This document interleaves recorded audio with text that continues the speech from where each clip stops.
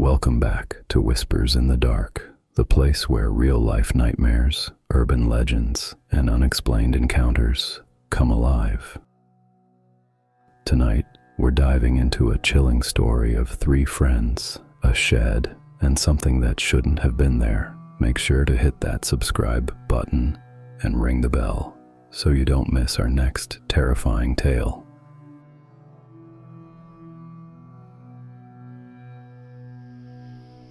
It was a damp summer night in a quiet Irish town. Three friends, Maya, her best friend Kara, and Kara's older cousin Leah, were hanging out in a small wooden shed at the back of Leah's house. This was their secret spot, where they'd sneak off to drink, smoke, and escape the rules of the main house.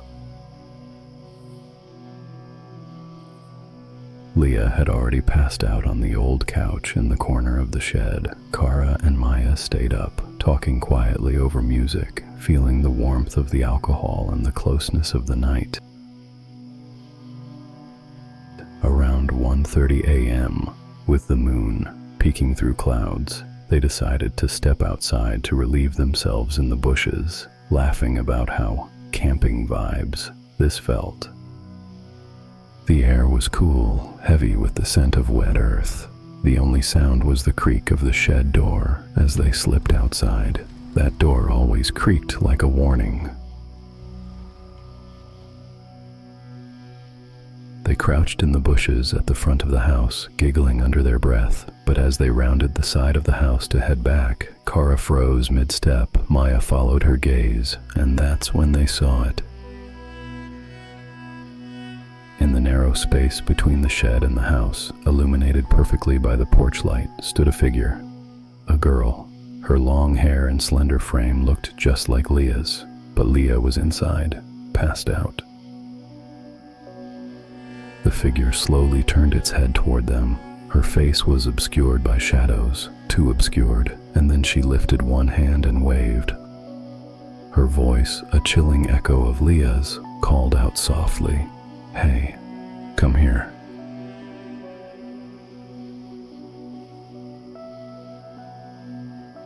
Kara and Maya couldn't move. The voice sounded almost right, but not quite. Something in their bodies screamed, "Run," and they did. They bolted out of the yard, down the dark street, hearts hammering. They didn't stop until their lungs burned. After a minute, out of breath and trembling, they stopped. Where were they even going? There was nowhere to run at 2 a.m. The only light came from Leah's house down the block, the shed standing in the back like a black shape against the night sky. They decided to go back, but this time they didn't look anywhere but straight ahead. They sprinted for the shed, slammed the door behind them, and shook Leah awake. She was annoyed and groggy, swearing they were just imagining things. "I've been asleep the whole time," she said. But the girls knew what they'd seen.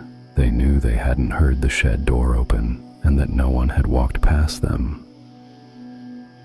The figure had looked like Leah, but something about it wasn't human. They sat up all night, too scared to sleep, listening to the creak of the shed and the distant sounds of the night. The next morning, sunlight spilled through the dusty shed windows. Leah swore again she hadn't left the couch. Kara and Maya walked around the house and yard, but there were no footprints, no signs of anyone else. To this day, they don't know what they saw. Some say it was a Skinwalker, a shapeshifter from native legends, though far from its usual territory.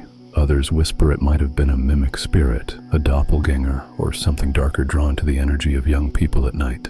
Nothing like it ever happened again, but Kara and Maya never went outside to the bushes at night again, and whenever the shed door creaks, they both remember that voice calling them from the shadows.